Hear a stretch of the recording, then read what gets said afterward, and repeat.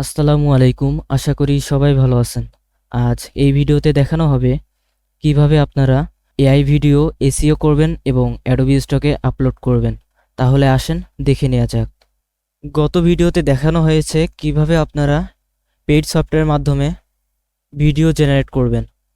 এখানে দেখতে পারতেছেন 3টি ভিডিও আছে এবং 3টি ইমেজ আছে। এখন এসইও করার জন্য আপনারা চলে যাবেন আমাদের ওয়েবসাইটে। আমাদের এই ওয়েবসাইট ব্যবহার করবেন এসইও করার জন্য। লগ ইন করে নেবেন এবং এরপর আপনারা এপিআই কি দিয়ে দিবেন।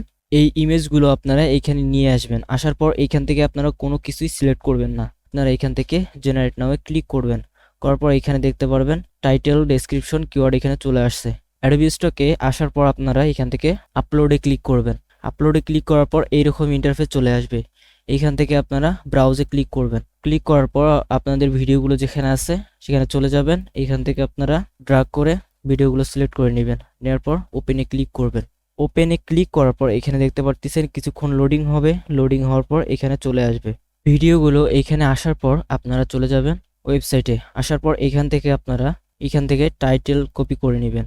নেওয়ার পর অ্যাডোবি স্টকে চলে আসবেন। আসার পর যেই ইমেজের আপনি টাইটেল কপি করলেন সেটি সিলেক্ট করবেন, এখানে পেস্ট করবেন। একইভাবে এখান থেকে আপনারা কিওয়ার্ড কপি করবেন। কিওয়ার্ড কপি করার পর এখানে পেস্ট করে দিবেন। দেওয়ার পর এইখানে আপনাদের কাজ হবে শুধুমাত্র একটি কিওয়ার্ড দিবেন, শুধু এখানে লিখবেন ভিডিও এবং এখানেও লিখবেন ভিডিও। শেষে আপনাদের ভিডিও লিখলেই হবে। অথবা আপনারা এই ভিডিও লেখাটি আপনারা টাইটেলের উপরেও লিখতে পারেন। লেখার পর এইভাবে আপনারা সবগুলো এসইও করে নেবেন। এভাবে দেওয়ার পর আপনারা এখান থেকে সেভে ক্লিক করবেন। এইভাবে আপনারা প্রতিটা ইমেজের এইভাবে টাইটেল নিয়ে আসবেন, টাইটেল এবং কিওয়ার্ড নিয়ে আসবেন।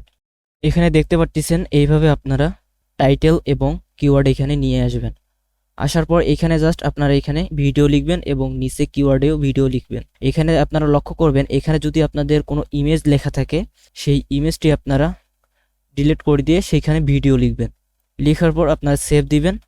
সেভ দেওয়ার পর আপনারা একটা করে ইমেজ সিলেক্ট করবেন এবং এখান থেকে আপনারা ক্যাটাগরি সিলেক্ট করে দিবেন।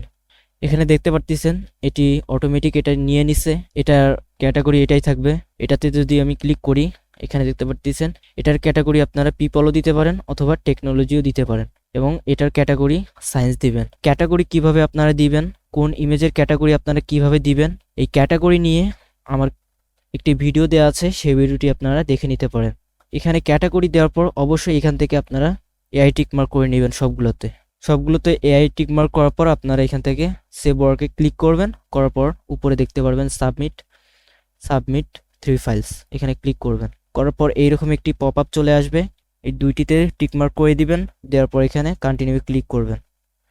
করার পর এইখানে একটি ভেরিফাই চাবে। সবসময় তারা ক্যাট সাজেস্ট করে, আপনারা এখান থেকে সবসময় ক্যাট সিলেক্ট করে দিবেন।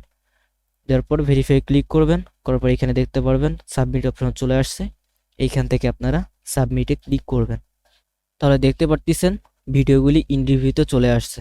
তাহলে আশা করি বুঝতে পেরেছেন কিভাবে আপনারা ভিডিওর এসইও করবেন এবং অ্যাডোবি স্টকে কিভাবে আপলোড দিবেন।